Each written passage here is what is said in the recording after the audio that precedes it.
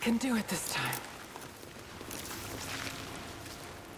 Howdy gamers, Old Gamer Guy here. Welcome to another Returnal video. I've been kind of obsessed with this game lately. Unfortunately, it has not made me any better at the game, but despite that, I have managed to defeat the first boss and move on to the second biome. Looking at the trophy information, it appears that only about 57% of players have done this.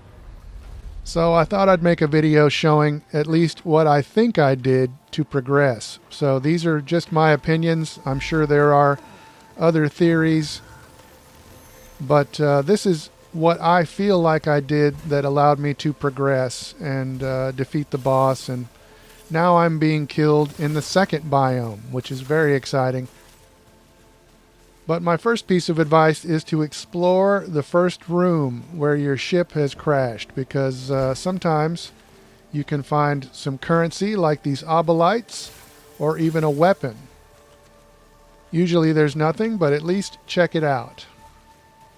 Speaking of currency, the first one I really want to talk about is ether, because you get to keep it after you die.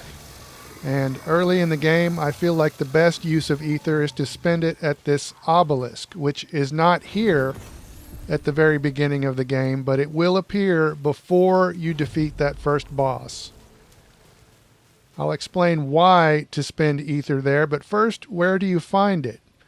You can find it in the world, or you can look for this symbol on your mini-map or your regular map, and this is a suit signal. These are like the bloodstains in the Souls games, so these are the last few moments of life of another player. And sometimes when you scan these signals, there will automatically be a battle.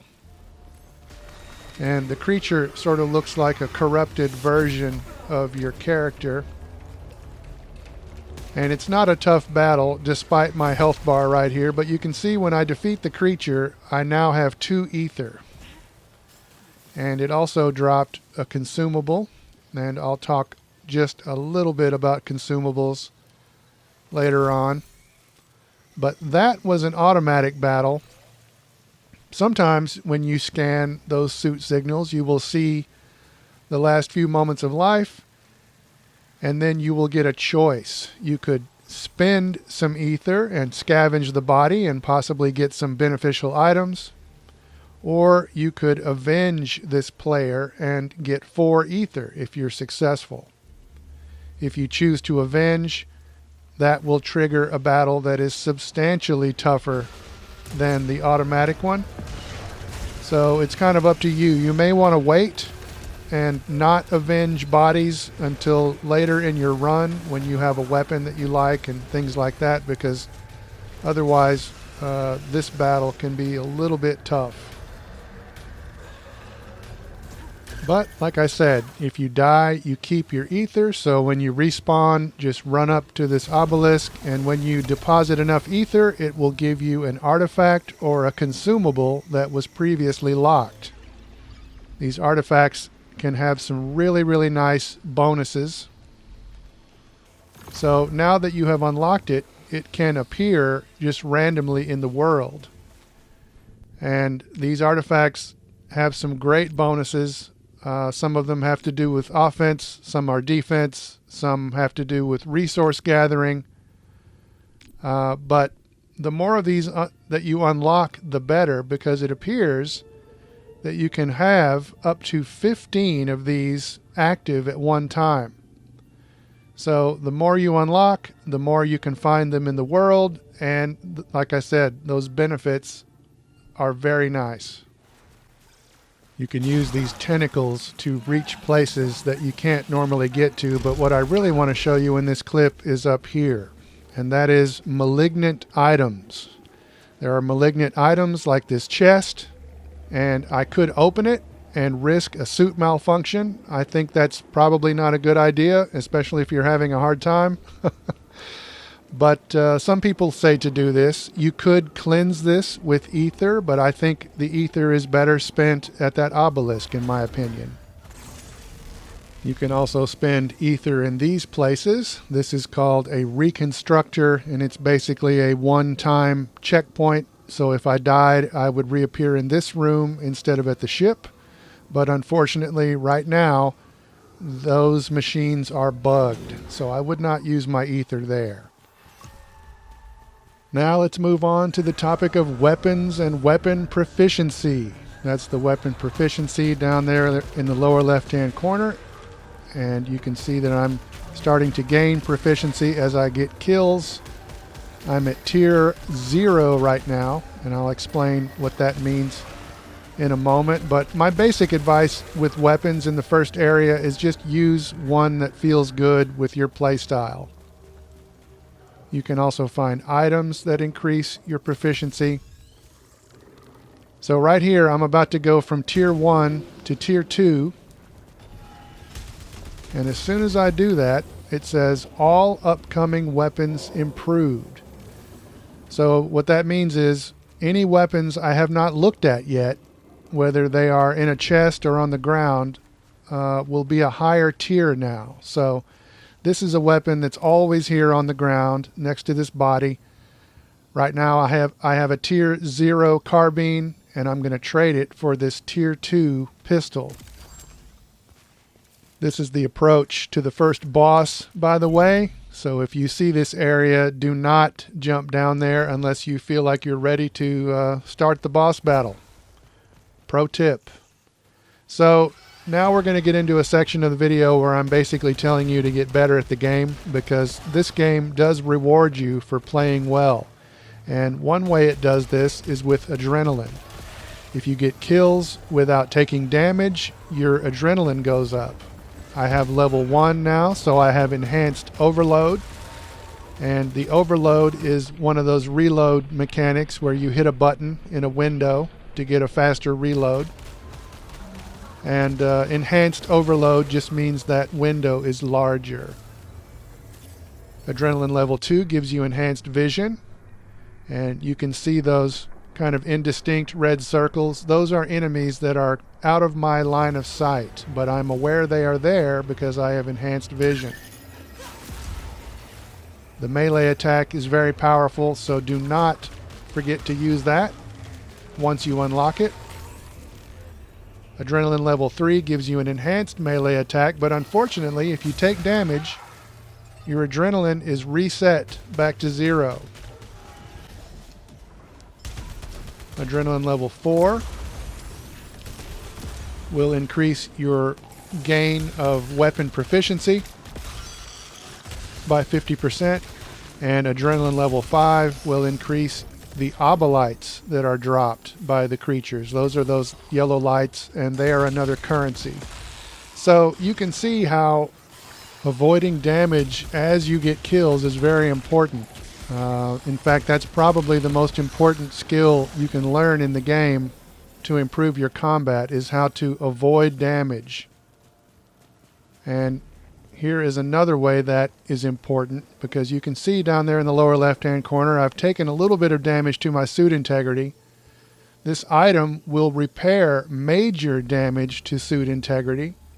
So I could use it, but I feel like that's a bit of an overkill for the small amount of damage I would be repairing. So if I run off and I find one of those items that will repair a moderate amount of damage or a small amount of damage, it makes more sense to use that item.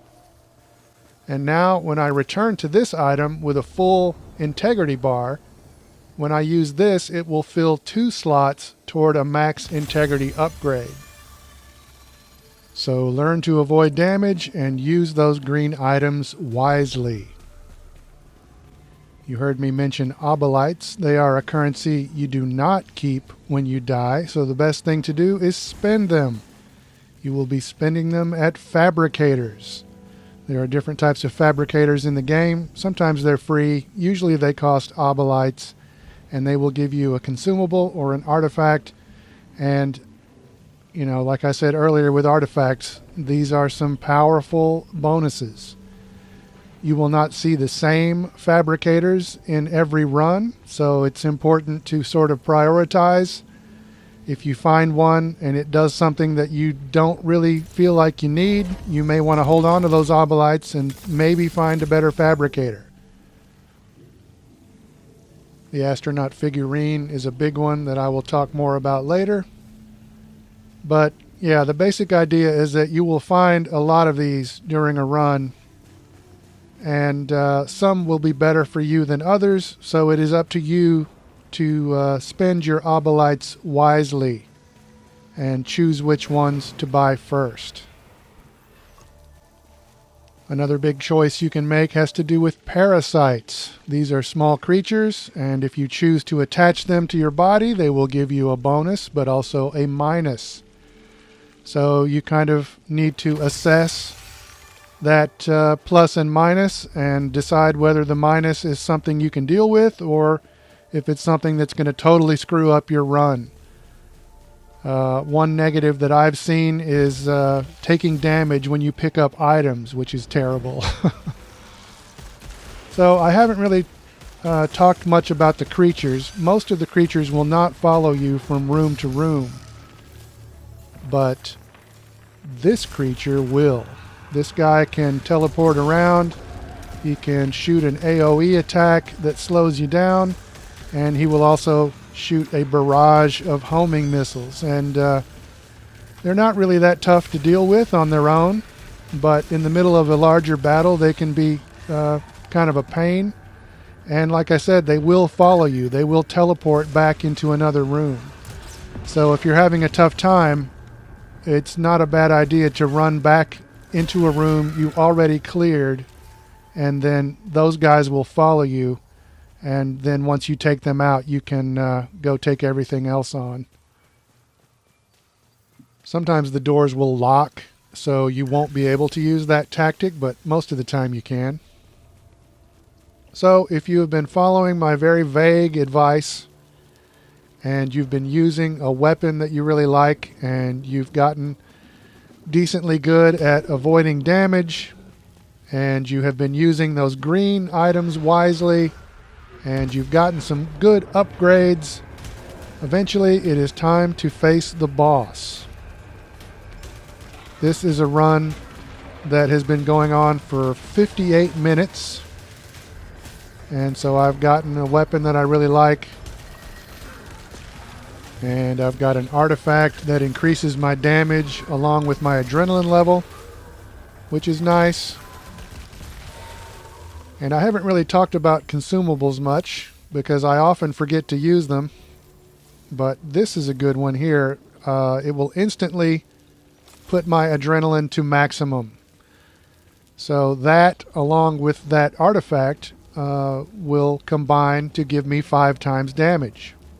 At least until I take some more damage, which with my skill level won't be very long. But I will be able to do extra damage for a time anyway. So I'm feeling pretty good about life, and we're going to go ahead and take the boss on here. Here's another malignant chest that I'm going to avoid. Like I said, some people will say to open it. Some people will say to cleanse it. But I don't like to have the suit malfunctions, and I like to save my ether for the obelisk that I showed. So here we are. We're about to start the boss battle. I'm not going to show the whole thing, but I'll show the first part of the first phase and then the end of the third phase. So you can tell by that this fight has 3 phases, and bosses are just like the regular enemies. They have patterns of attack and movement. So once you figure those things out, they do get a lot easier.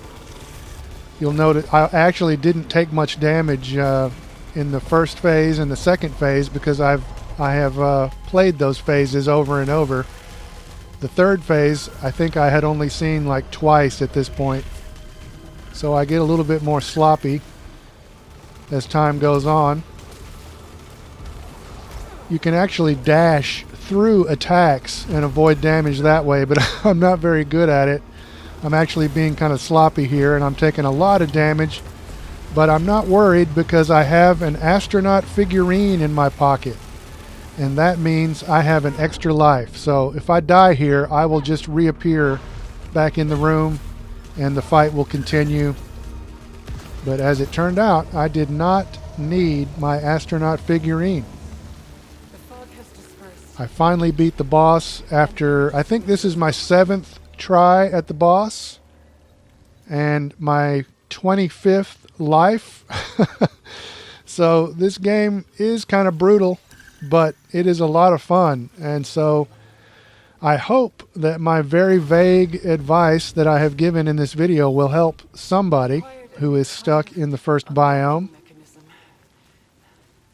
And if you weren't stuck, I hope the video was at least enjoyable. But if you made it this far, as always, thanks very much for watching.